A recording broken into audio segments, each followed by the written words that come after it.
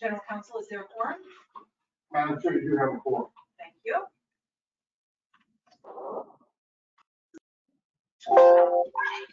I am calling to order the April 2022 meeting of the Ihcda Board of Directors.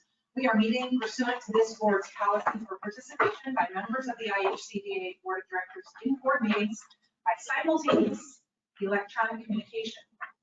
This means that only 3 members must be present physically at the site of the meeting, and the remaining members may call in. There will be an audio feed for the general public so that members of the public can listen to the meeting, and there will be a link to a video recording posted on Ihcda's website next month. At the time the motions are being made, each board member that makes a motion must state his or her first and last name for the record. The votes will then be tallied by roll call. I will now take a roll call of the board members to confirm members who are present in their location. I am Ian Valentine, designee for the Lieutenant Governor, Suzanne Crouch, in person. Mark Pascarella, designee for the State Public Finance Director, Dan Ihcda. Present. Ian Howard, designee for the Treasurer of State, Kelly Mitchell. Present. Board member J. June Midkiff. Present. And you are remote. Yes. Board member Andy Place Senior, Present. also called remote. Board member J. Michael Schaffmeyer. Present, remote. Thank you. Board member Tom McGowan. Not present, correct? Correct. Thank you.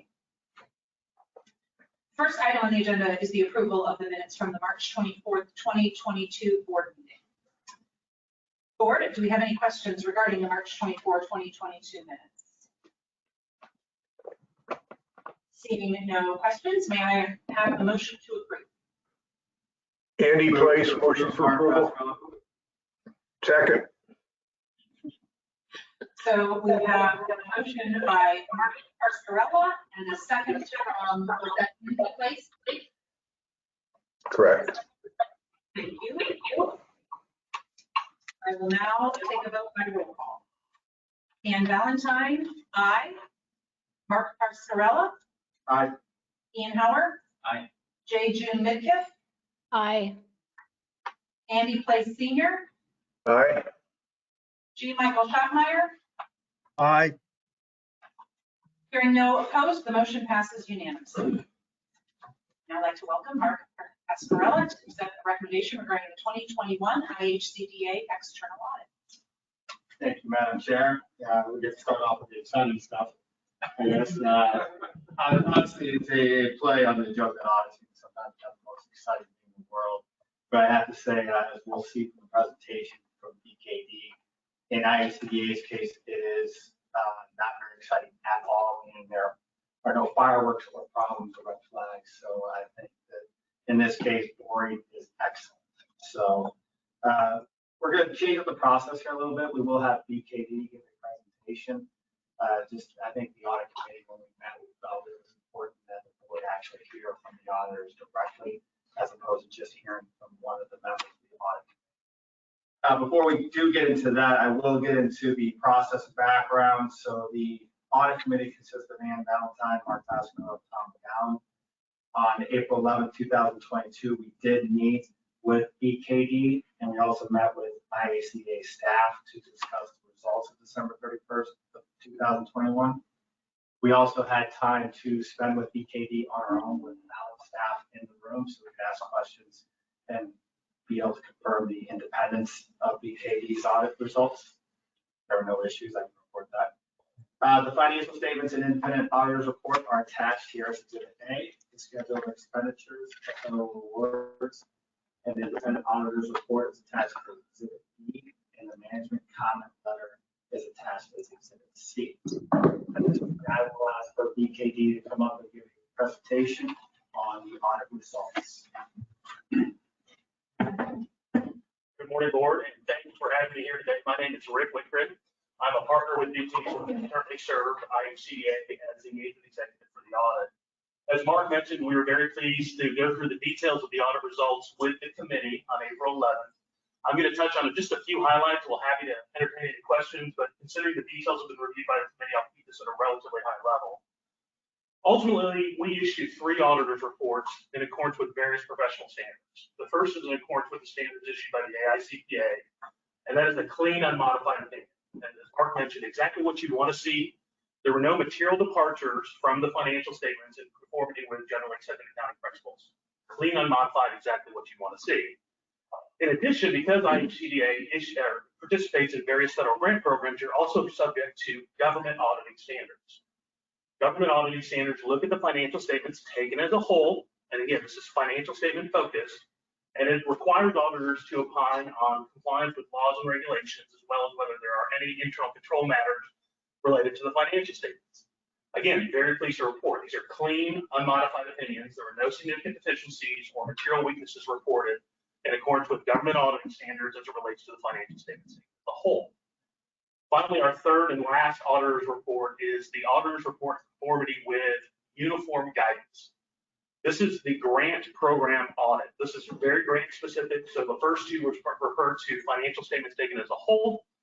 This looks specifically at the major federal programs that Ihcda participates in and issues opinions on compliance for each of those major federal programs. This year, for December 31st, 2021, Ihcda expended $534 million of federal grant programs. That's a tremendous amount of federal support and a credit to the team in that the single audit report and uniform guidance report is also clean, unmodified. So in our testing of 7 major programs, and historically we test 3 to 4 major programs, this year because of the volume of activity, we were required to test 7 major programs. I'm very pleased to report there were no compliance findings in any of those 7 major programs, no significant deficiencies or material weaknesses over compliance. So overall, very, very clean audit results. I think if you were to look at the management letter, you'd also see that there were no audit adjustments recorded, and only one immaterial past adjustment that wasn't reflected that just related to accrual of some invoices and some program revenue as well. It had a net 0 impact on the financial statement as a whole. So very, very pleased to report all clean audit reports, all matters are exactly what you'd want to see. Clean, unmodified, no significant deficiencies or material weaknesses. With that, I'm happy to entertain any questions that you may have related to the audit process or the results. Board members, do you have any questions? Good job to the team. The team does an amazing job, especially considering the challenges that are produced when you take on that much additional federal funding. It takes a lot of folks to help make sure that compliance is adhered to. And the team did an outstanding job as demonstrating the fact that there were very clean audit results. So we certainly appreciate the help of the Ihcda staff that did a remarkable job. I concur with that. From our observation of what the amount, the increase of funding, the increase of programs that have happened, to have this clean of an audit is really fantastic. So kudos to you. Okay. Very good. Thank you very much. Any questions for Mark? Okay, Mark, I think we are ready for your resolution. We have 2 resolutions here today. I will read them out each specifically. So we will start at do you want us to go right into the actual resolutions? Okay. Action needed. Number first one is the audit committee respectfully requests the board pass the following resolution. Resolved that the board approve the December 31st, 2021 Ihcda financial statements and independent auditors report attached hereto as Exhibit A as recommended by the audit committee and staff. I believe that is a motion since it's coming from me. So that's correct. So we just need to get a second. Do we have a second? Second, Ian Howard. Thank you. Let's take a roll call vote. Ian Valentine, aye. Mark Pascarella. Aye. Ian Howard. Aye. J. June Midkiff. Aye. Andy Place Senior. Aye. G. Michael Schockmeyer. Michael, we didn't hear you if you said aye. Aye. Thank you. Thank you. Excellent. Hearing no opposition, the motion passes unanimously. So second resolution now, Mark? The audit committee respectfully requests that the board pass the following resolution. Resolved that the board approves the December 31st, 2021 IHCDA schedule of expenditures of federal awards and independent auditors report attached hereto as Exhibit B as recommended by the audit committee and staff. So for a second. Do we have a second? Andy plays second. Thank you, Andy. I will now take a roll call. Ann Valentine, aye. Mark Pascarella, Aye. Ian Howard. Aye. J. June Midkiff, Aye. Andy Place Senior, Aye. G. Michael Schaffmeyer. aye, No opposition, the motion passes unanimously. Thank you, Mark. Next, we will welcome Richard Harcourt to present a bond recommendation for Barrington Village Apartments. Madam Chair, board, good morning. If I might take a moment and just respectfully thank the audit committee and BKD for their work around the audit effort. The audit is thorough, and it's a pleasure and comforting to know that our audit committee pays great attention to that. So thank you very much. I'm here to present a couple of resolutions. The first is for Barrington Village Apartments. The purpose of the memo and the attached resolution is to request the approval of the issuance of the Series 2022 multifamily housing revenue bonds for Barrington Village Apartments not to exceed $30 million. So this is a multifamily development that you all approved in March of 22.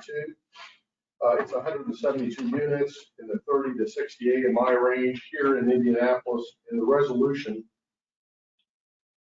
really asks that IHCDA be allowed to be the issuer of the tax exempt debt. This is non-recourse conduit debt. Staff recommends the board approve the issuance of the Series 2022 multifamily housing revenue bonds Barrington Village Apartments project pursuant to the attached resolution.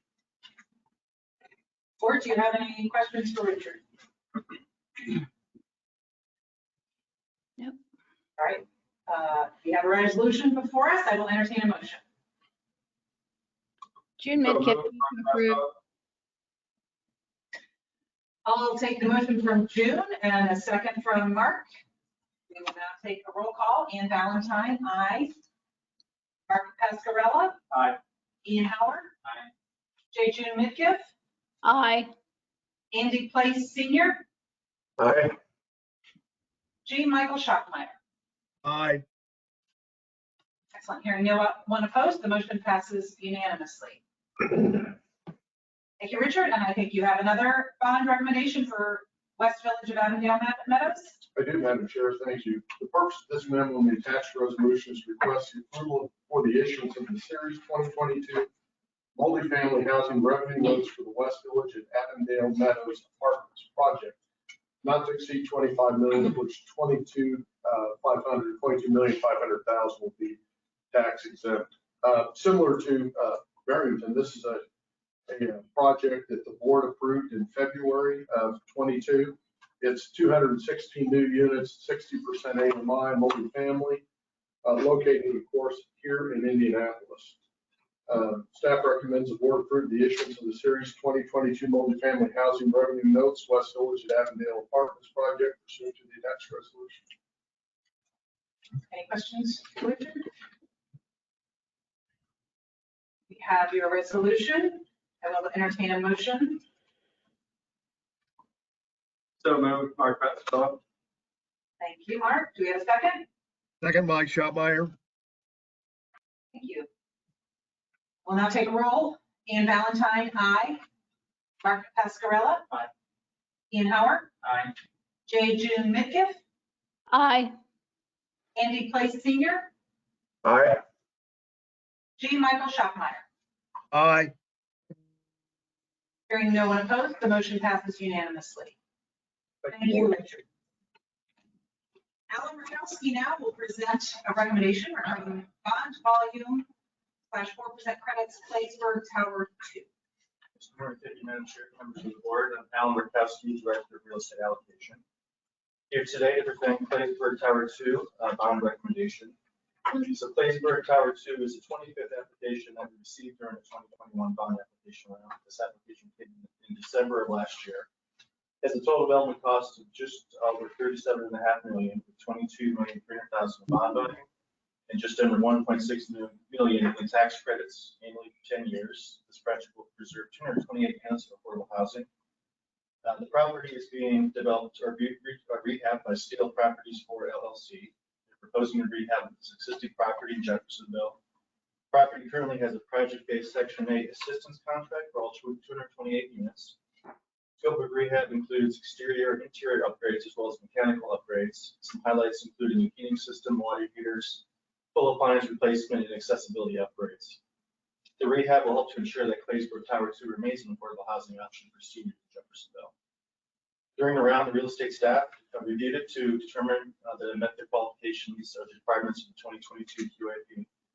Also on here, we have an updated key performance indicators chart. Just wanted to point out on this, it's helping us to see what we've done recently, especially over the last 16 deals that Ihcda has funded. If you look at this, 59% of the total units have been for rehabbing existing housing. So this is helpful for us to see and see that this is a program that's being utilized quite a bit now for preservation of existing affordable housing. So the recommendation is the allocation of $22.3 million in bond volume, $1,592,075 in tax credits to Claisenberg Holdings 2 or Claisenberg 2 Holdings LLC, Claisenberg Tower 2. And I'd be happy to take any questions.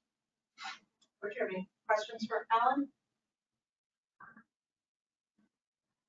Alan, was that the resolution? No, I have the resolution. Thank you. We are ready for your resolution.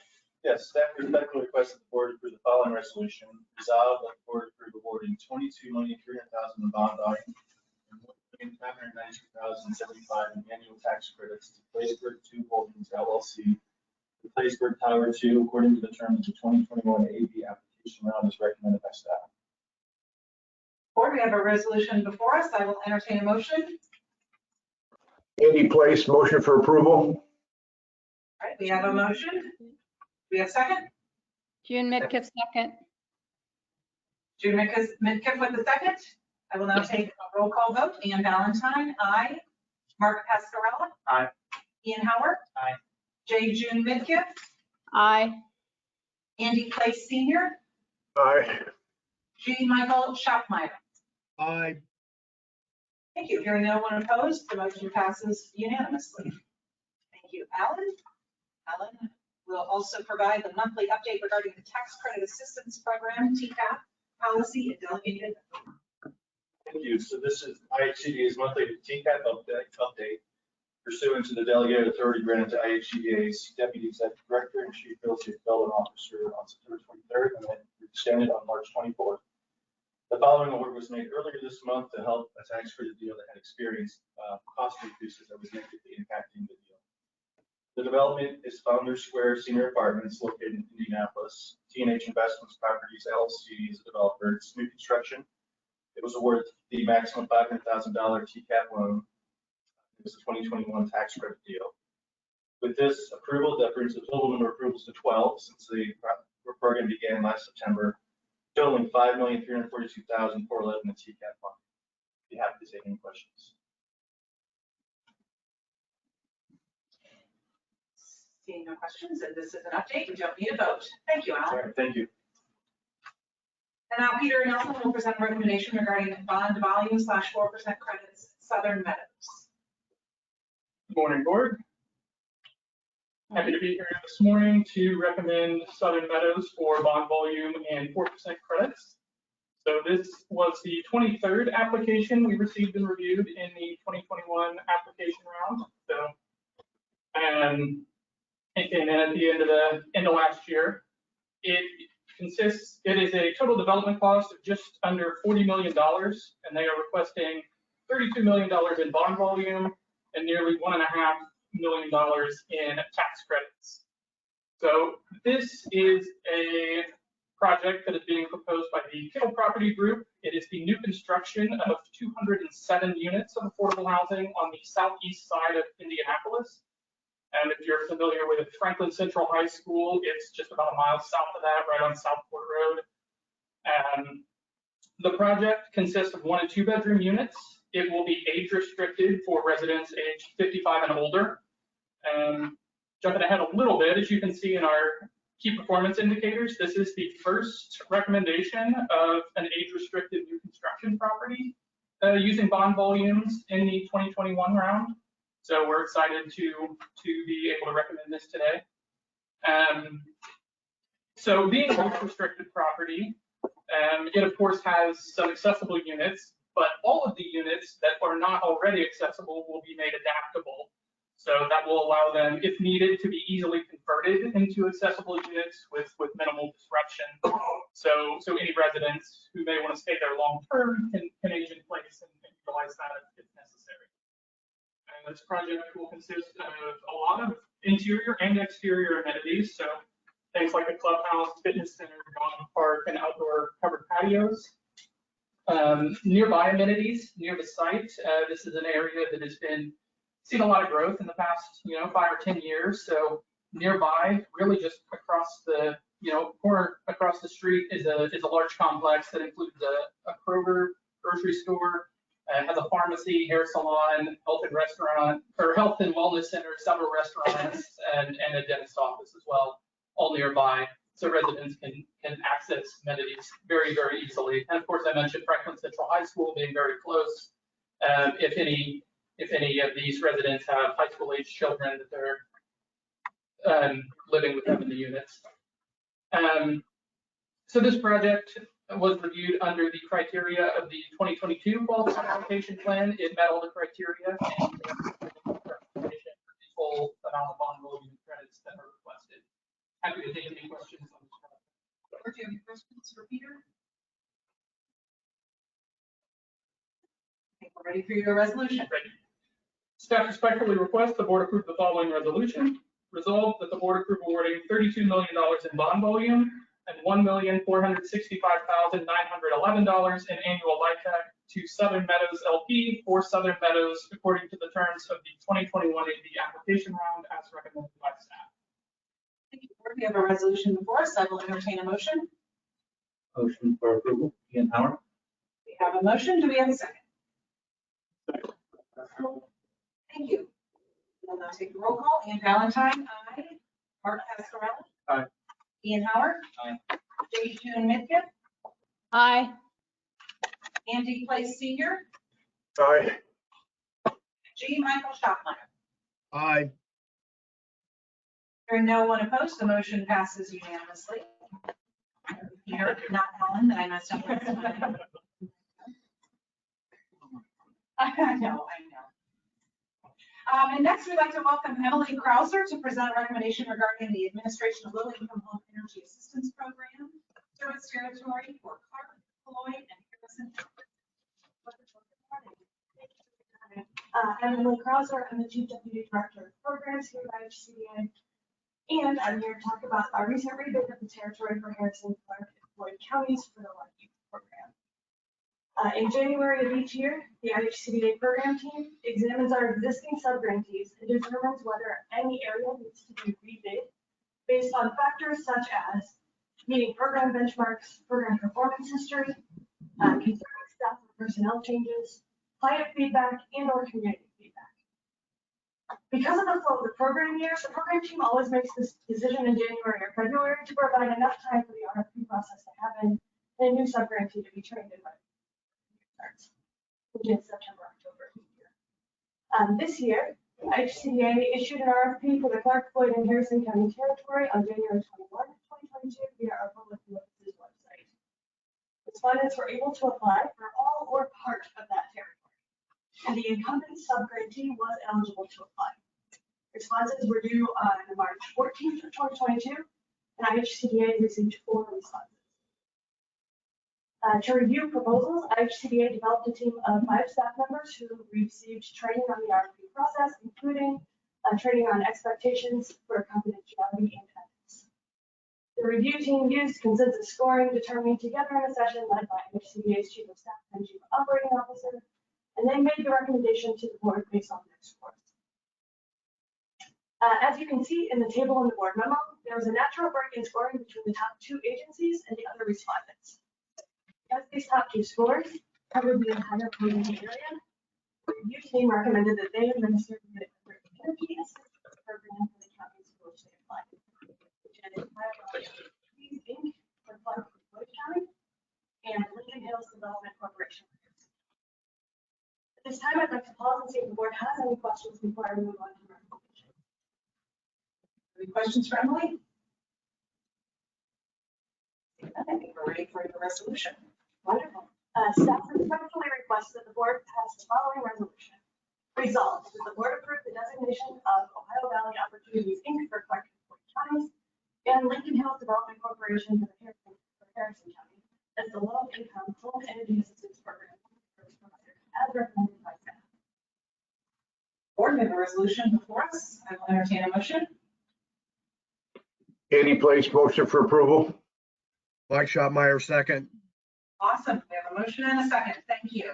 We'll now take roll call. Ian Valentine, aye. Mark Pastorella. Aye. Ian Hauser, Howard. Aye. J. June Midkiff, Aye. Andy Place Senior, Aye. G. Michael Schottenheimer. Aye. Hearing no one opposed, the motion passes unanimously. Thank you, Emily. And now, Executive Director Jacob Sick will provide executive. Thank you, Madam Chair.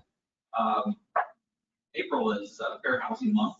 And at IHCDA, we celebrate Fair Housing Month. And throughout the month, we have a lot of staff that attend various different trainings. We also asked to present on different topics at different fair housing events across our state. Proud of the team being engaged in fair housing across our state. One of the things that we also are doing is to reaffirm our commitment for fair housing, which I think is important for every employee here at IHCDA. And so everyone, including myself, are taking a training that needs to be completed here within the next week for everyone here. So I want to thank Matt Reaver, who's right here in the second row. Matt created our fair housing training. It's 5 modules that goes into some depth. Also, just make sure that we as an agency are committed to fair housing and understand what our role can be and how we can continue to positively influence the Fair Housing Act for that our agency's mission is really dedicated towards. So I want to thank the entire agency, every employee for taking the training, getting it completed. Also thank Matt for pulling that together. Yesterday we celebrated Grading Place's 150th successful campaign. We had the opportunity yesterday to go to Fort Wayne, where they had raised just over $16,000 on their campaign. Their goal was 15. It was through the Irwin PTA, the parents at the Irwin Elementary School pulled together a Grading Places campaign project to raise money for a new playground. It wasn't just going to be for the students, but also for the neighborhood. And so, like I mentioned, they had raised over $16,000, and IHCDA is going to match their goal of $15,000.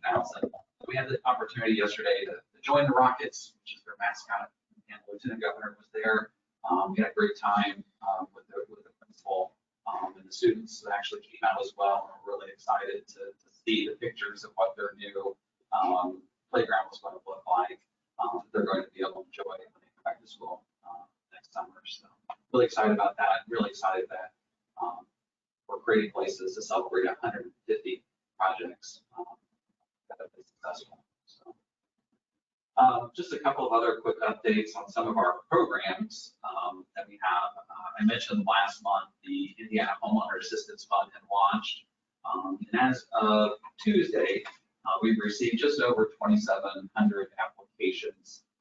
We have dispersed out just about $758,000 has gone out to 76 households. So 76 homeowners have received assistance of around $758,000. So continue to process those applications that we currently have. So things seem to be going really well with the program.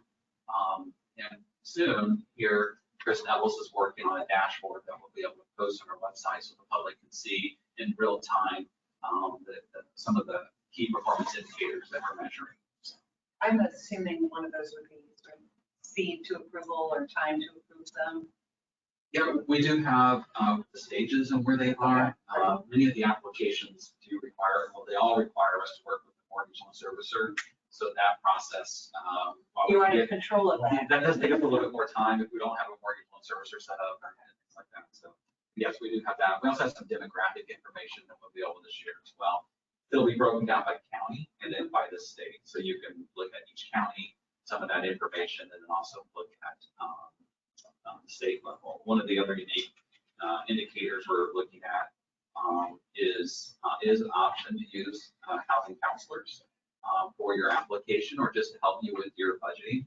And so we're going to show the number of homeowners that have selected to engage with a housing counselor. So, yeah. Emergency rental assistance, we've assisted just over 23,000 renters, and we have paid and obligated just under $300,000 of rental assistance.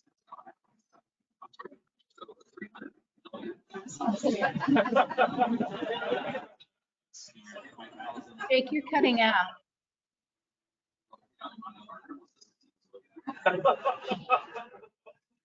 Just shy of 300 million. So they're not going to be able to pay to serve just over 20,000 renters. The weekly report continues to be published every week on by broken down by county, how many renters we helped, and assistance to along with the dollars. So that includes rent and utilities. So speaking of utilities, the energy assistance program, just shy of 100,000. Actually, we're at 99,329 households have received energy assistance from their applications, and total just over $103,000. 103 million. $103 million, which is about 64% of the funds. And applications are going to continue to be accepted through May 16th. So, and then moving on, we had one of our staff retired after serving Ihcda for over 30 years, leaving London. They have served in our asset preservation department and also our single family department here with her career here at Ihcda. And then she's retiring this week. So I'm really proud of the work that she's done. And we recognize her. I know her and I have worked together. And so I'm really excited for her to see what she's going to accomplish after she retires here from Ihcda. So I know she's not here today, but I just want to wish her the best and just let the board know how appreciative we are of the lead and what she's done. So, also last month, Linda Dunbar also retired, who is our director of accounting, and she retired last month. Obviously, the audit that we received, obviously, she played a really, really important role in ensuring that we had a nice, clean audit with Ihcda and a lot of other things that she was doing too behind the scenes to make sure that our audit team was always on top of all the programs that we were receiving and everything like that. I also want to now take an opportunity to share with you, and I know he's here, he's in the back, I see him smiling. Brendan Gerard is our new director of accounting and our controller. I don't know if you want to stand up and introduce yourself real quick. There's no pressure, I know, on you after coming through as a clean audit, but I do want to get you an opportunity to say hi to the board. Welcome you. Hey, nice to meet you all. Very excited to be here. Very excited to help our fellow users. Thank you. So in closing, the next board meeting is May 26th, fourth Thursday of May. We're planning to have it here at Ihcda in person at 10 a.m. Eastern. We'll also planning to provide the option for virtual as long as we meet the minimum requirements of board members that are in person. So just a quick. I'm sure. Great. Is there any other business to come before the board? I have a couple of things, Madam Chair. Our committee meeting at this point. Yes, It'll be in the courthouse. There will be 3 documents coming out from my office. We might have you Oh, I can do it. Yeah, just to make sure that those who are online hear you. There'll be 3 documents coming out from my office after this board meeting. The 2 resolutions will be coming to all the board members for signature, and then the board minutes will be coming to Madam Chair and Jake for signature. So expect those probably within an hour or so, probably 2 hours now, because of the Audit Committee meeting after the board meeting. That's it. Thank you. Thank you. Any other business? Hearing no other business, the meeting is adjourned at 10:35 a.m. Thank you.